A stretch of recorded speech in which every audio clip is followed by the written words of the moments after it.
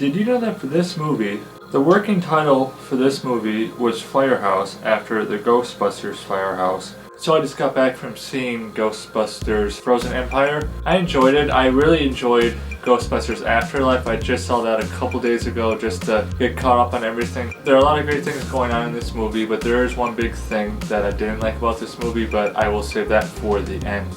First thing I liked about this movie is I liked the darker tone that this movie took. Compared to the first one was a little more lighthearted than this one. You know, it still talked about, death and the afterlife and ghosts and, evil stuff, but it wasn't as dark as this one. The character Garaka, who is the big ice creature, was definitely scarier than the bad guy in the first Ghostbusters movie.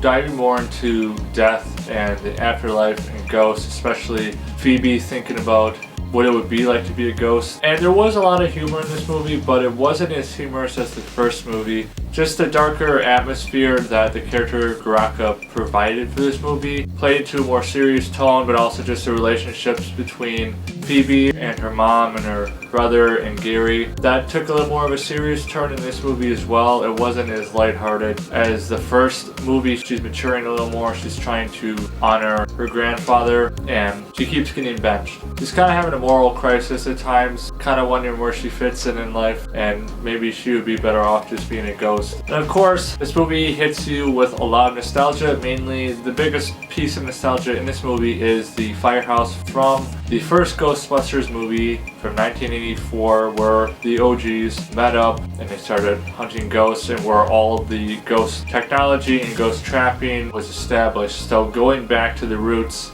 in this movie, if you're old enough to remember when Ghostbusters came out in '84, you'll definitely enjoy that piece of nostalgia, but also we get to see the original characters come back again in this movie, and then it just gives you that 80s vibe once again that a lot of us never get tired of, that fun ghost hunting experience and just the adrenaline rush you get from chasing down ghosts. My biggest issue with this movie was how this movie focused on Phoebe. I love Phoebe's character. I enjoyed her in the first movie, I enjoyed her in this movie as well. At the end of Afterlife, she was basically the hero. She was the one who stopped the bad guy from taking over the world, basically. And it really went to show, like, she's a Spangler.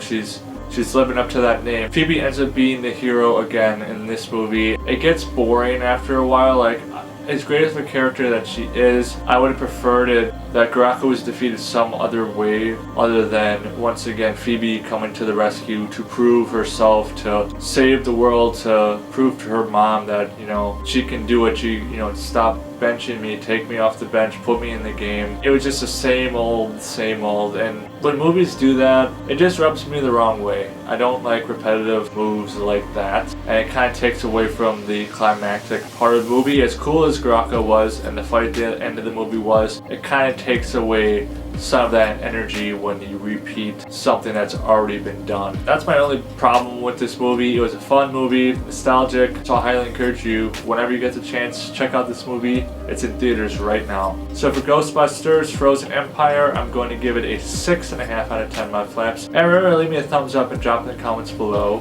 which Ghostbusters movie is your favorite. See you next time.